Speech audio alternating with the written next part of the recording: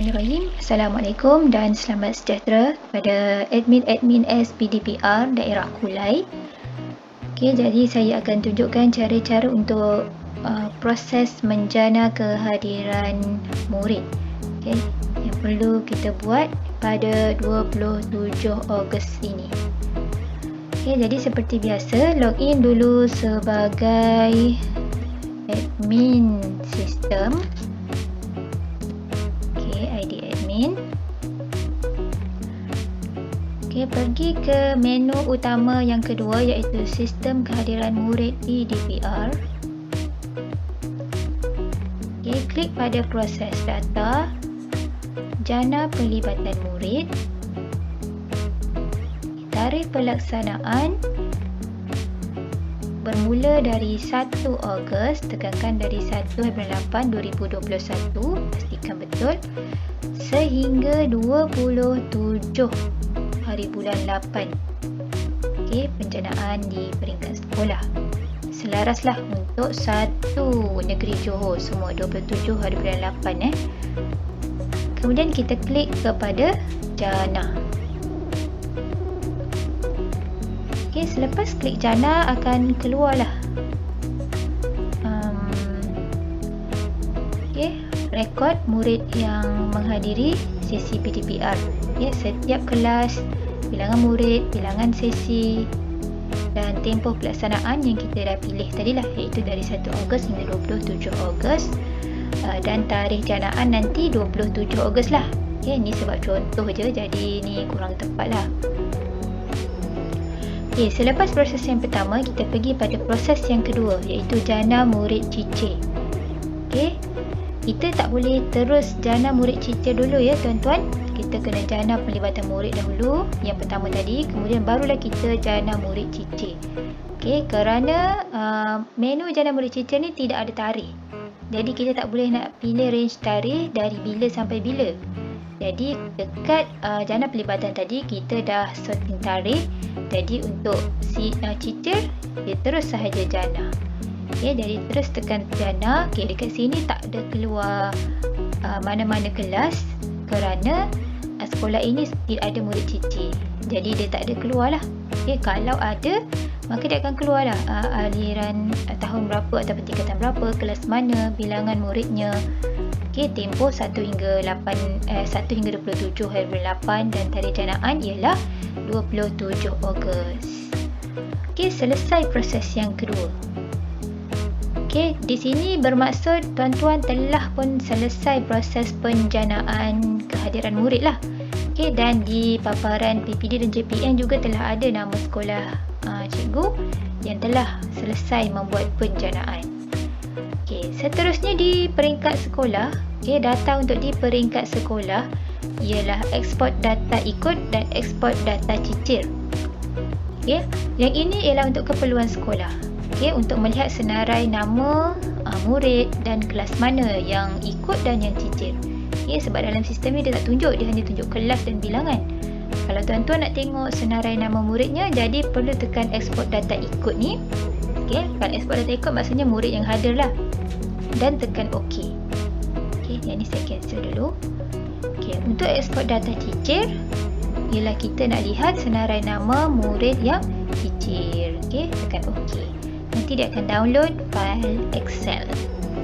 Dari situ tuan-tuan boleh sorting lah. Dah boleh sorting, boleh tengok dan boleh buat semakan untuk kegunaan pihak sekolah. Jadi untuk bulan Ogos ni kita akan cut off 27 hari bulan 8. Jadi cikgu tetapkan di sekolah sebelum pukul berapa cikgu-cikgu di sekolah perlu selesaikan pengisian laporan dan kehadiran murid. Pukul berapa? Sebab tuan-tuan beritahu pada warga guru pukul berapa tuan-tuan akan jana data ini. Jadi selepas itu kalau cikgu nak key in lagi pun tak ada masalah. Cuma dah tak masuk lah dalam kiraan penjanaan data ni sebab dah selesai penjanaan. Yang ini pula ialah paparan fail apabila kita ekspor data cicir sebelum pengisian verifikasi murid cicir tu. Jadi yang ada cuma yang asas lah, nama murid, aliran, nama kelas, tarikh mula, tarikh akhir. Tidak ada sebab. Itu saja beza dia.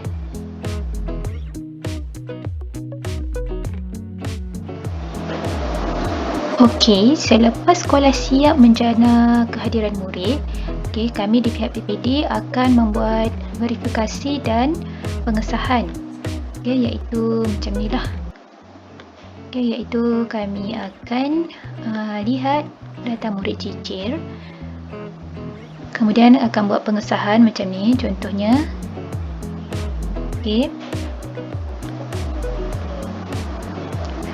Kemudian apabila sekolah ini telah disahkan oleh pihak PPD, di paparan sekolah akan keluar pengisian untuk justifikasi murid cicir. Saya ceritakan sedikit tentang bagaimana proses verifikasi oleh PPD.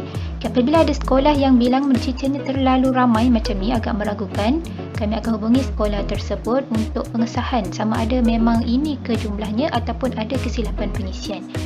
Jadi kita akan beri peluanglah kepada sekolah untuk membetulkan kesilapan jika silap. Jika betul, tak ada masalah. Yang kedua, kita akan tengok pada tempoh pelaksanaan. Tempoh pelaksanaan macam ni, tahun 1970 bermaksud sekolah ini tidak mengikut langkah yang diberikan. Iaitu kita perlu jana pelibatan murid terlebih dahulu, barulah jana murid cicir.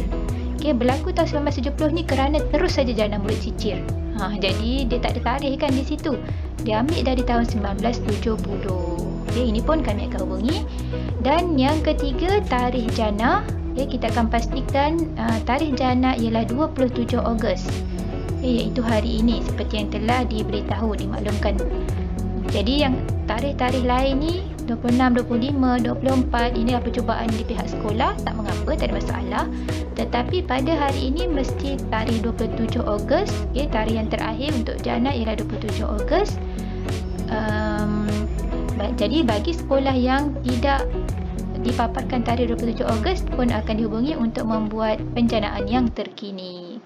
Tak ada masalah bagi sekolah yang telah menjana awal ini. Apabila dia menjana semula, dia akan override. Dia akan paparkan data yang terkini.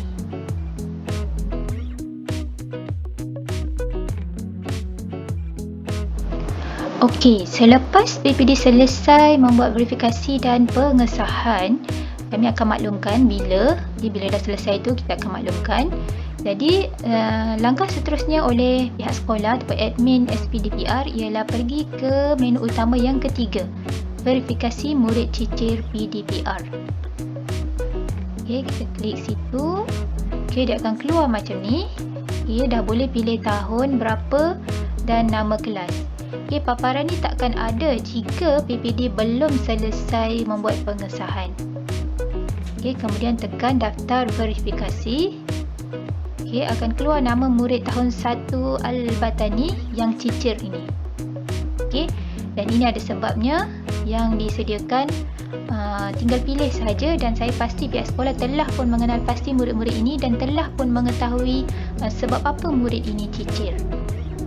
Sebab kita pun telah bermula daripada Jun dan Julai, jadi saya sangat pasti tuan-tuan pihak sekolah, terutamanya GPKHAM dan bersama guru kaunseling dan guru kelas telah pun mengenal pasti murid ini dan sebabnya juga telah mula menjalankan intervensi, tahniah diucapkan. Jadi untuk pengisian verifikasi data murid cicir ni, saya tidak akan menetapkan sesiapa, terpulang kepada pihak sekolah, terpulang kepada kebijaksanaan tuan-tuan dan puan-puan selaku admin SPDPR dan pentadbir sekolah untuk meletakkan tanggungjawab ini kepada siapa. Kerana paparan verifikasi data murid cicir ni boleh dilihat oleh semua guru mata pelajaran. Bukan hanya paparan admin. Boleh dilihat oleh semua guru mata pelajaran dan guru kelas. Jadi, cadangan saya yang terbaik ialah jika ramai bilangan murid cicir, jika ramai, bolehlah diagihkan kepada guru-guru kelas ataupun guru kaunseling. Okey. Jika tidak ramai, sebaiknya hanya pihak admin SPDPR ataupun melalui GPKM ataupun guru kaunseling sahaja dah boleh isi dah sebab-sebab ni. Okey, jadi apapun terpulang kepada sekolah, saya tidak appoint siapa-siapa, terpulang pada pihak sekolah untuk membahagikan tugas-tugas ini. Okey, jadi pilihkan sebab yang sesuai ataupun sebab yang sebenarnya untuk murid ini dan tekan simpan.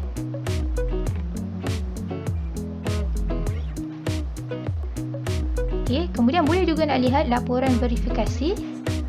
Oh, maaf, tak pilih. Okey, lihat laporan verifikasi. Okey, yang kita isi tadi, yang guru isi atau mana-mana guru yang telah ditugaskan untuk isi dah ada di sini. Okey, sebab dia kurang motivasi belajar. Okey, begitulah seterusnya. Ini kalau nak hapus maksudnya kalau salah lah. Kalau bukan ini sebabnya, sebab ni akan dihapuskan dan isilah semula. Okey, apabila telah selesai verifikasi data murid cicir ni, okey, bila kita agih-agihkan tugas, ianya menjadi lebih ringan dan lebih cepat untuk diselesaikan. Okey, tekan ekspor data verifikasi murid ni untuk melihat senarai murid yang cicir bersama sebabnya. Okey, tekan ni dan akan dimuat turun dalam bentuk CSV, kemudian boleh save sebagai Excel. Okey, ini saya tunjukkan Excel apabila murid cicir telah diberikan verifikasi ataupun justifikasi. Okey, dia akan keluar nama PPD, kod sekolah, ID murid, nama murid, aliran, nama kelas dan ada sebab. Okey, ini tadi saya try satu je, jadi sebabnya ada satu je lah. Semoga video ini jelas untuk dilaksanakan oleh tuan-tuan selaku admin SPDPR. Terima kasih. Assalamualaikum.